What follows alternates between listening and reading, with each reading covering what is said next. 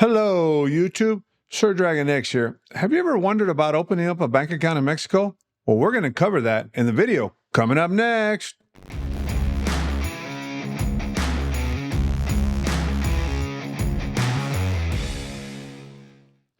Hello, everyone, and welcome back to the channel. In today's video, it's all about simplifying your financial journey here in Mexico, especially if you're a foreigner living here in Mexico. Did you know Mexico is home to over 1 million foreigners living here? And a significant number of them have discovered the benefits of opening a local bank account. Navigating through the banking system of a new country can initially feel daunting, but worry not, we've got you covered. Having a Mexican bank account can be a game changer in several situations. So let's delve into how you can get one step closer to being a local by having your finances sorted in the Mexican way. Now, let's explore the advantages of opening up a bank account here in Mexico. First, we have cost efficiency. International transaction fees can be costly. For instance, one foreigner was charged $95 for a single transaction just to pay his rent. A local bank account can drastically cut down these fees. Did you know that the average international transaction fee can range between 1% to 3%? By going local, you save more. Now, let's focus on local transactions. A Mexican bank account facilitates local transactions, including paying bills for utilities like electricity, water, and even rent. I have some of my utility bills automatically deducted from my bank account here in Mexico. It also eases significant transactions such as car purchases. Plus, it enables you to transfer money to any other individual's bank account here in Mexico through the digital payment platform called SPEI, akin to Zelle, Cash App, PayPal, and Venmo. And then there's online bill pay and banking services. With a Mexican bank account, online bill pay becomes a breeze. I don't know how many times my online bill pay service has saved me a trip to a local payment center. You also get to enjoy preferred customer banking lines at the bank. And at even some gas stations, only local debit and credit cards are accepted. Also, an important thing to remember is you have access to local ATMs. Banking with popular choices like HSBC, BBVA, Banamex, Banorte, or Santander in Mexico not only provides you with convenience, but also ensures that you have easy access to your funds anytime, anywhere, with numerous branches and numerous ATMs across the country. Now, let's break down the steps to opening a Mexican bank account. It's a straightforward process, but it does require some preparation. Choose a suitable bank. Research online to find a bank that caters to your needs and check the availability in the area. Look for bank fees, customer service quality, and a variety of bank accounts offered, the number of ATM branches nearby, online transaction capability, and reviews. If you can't get this information online, talk to other foreigners that you know that might be able to give you a good recommendation on a bank to use. And research your account type.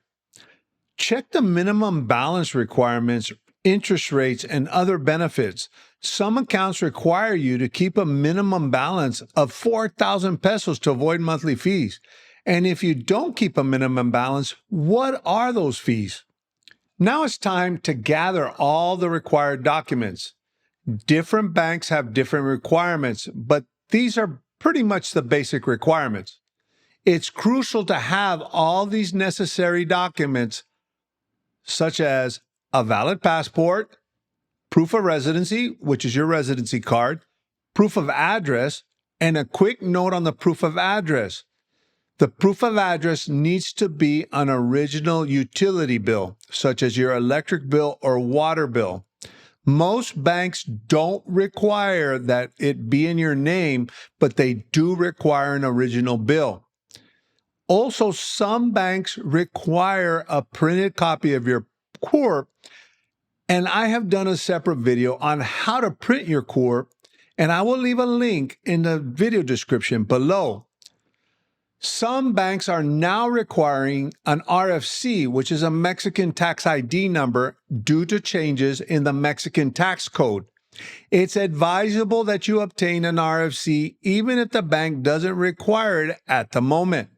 Not having an RFC can result in your bank account being frozen at a later date when banks catch up to the new banking regulations. I have also done a separate video on what an RFC is and how to obtain one. I will leave another link in the video description below. It's advisable to contact the bank beforehand to ensure that you have all the required documents. Now, with all that being said, I am aware with some banks that do not require residency, such as Intercam. There are new banking regulations that do require down the road an RFC, so this option may not be an option in the near future. With all your collected documents in hand, it's time to visit the closest bank branch. You'll need to visit a bank branch in person to open an account. You can't open accounts online. Most banks operate from 9 to 4 p.m. on weekdays, so plan your visit accordingly. And, of course, once you get to the bank branch, it's time to fill out an application. At the bank, you'll fill out the necessary paperwork to open your account. Also, if you don't speak Spanish, it's advisable to bring along a Spanish speaker or use a translation app to help you with any language barriers. And the final step, deposit your initial amount. Once the paperwork is done, just like any other bank, you'll be asked to deposit an initial amount to activate your account. Having at least 1,000 to 4,000 pesos readily available is a good start. Now, I said that was the final step. Actually, we have a final step. What I didn't mention earlier is that most Mexican banks, if not all, require that you have a Mexican phone number connected to your Mexican bank account. Most banks prefer that you have or require that you have a Mexican cell phone number.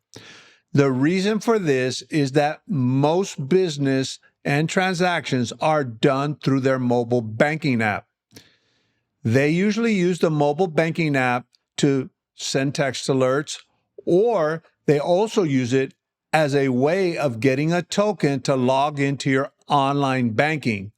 So what I do suggest is that if you don't have a Mexican cell phone number, to get one, and when you do go to your bank appointment, take your Mexican cell phone with you so they can assist you in setting up the app. They will assist you in setting up the app, and after that, it's pretty straightforward. And that's the final step. In conclusion, what I personally do is maintain my U.S. bank account and transfer money as needed to my Mexican bank account using a money transfer service called Wise. There are other alternatives out there, but it's up to you to research to see which money transfer service is most convenient for you. The ease of transferring money to another person with a Mexican bank account and paying utility bills online has saved me numerous trips to the ATM and payment locations. While many foreign banks and credit cards like Charles Schwab and Chase Bank offer no transaction fees and reimbursement of ATM fees, embracing the Mexican way of handling finances comes with its own set of perks. Your journey as a resident becomes much smoother. From enjoying the scenic beauty to indulging the vibrant culture, let financial hassles be the last of your worries. So embark on this banking adventure and get a step closer to a hassle-free life in Mexico. I encourage you to share your banking experiences in Mexico in the comment section below, and let's create an informed community. If you found this information helpful, please like, subscribe, and share this video. It really does help me to make more content to help you. And as always, stay safe and stay informed.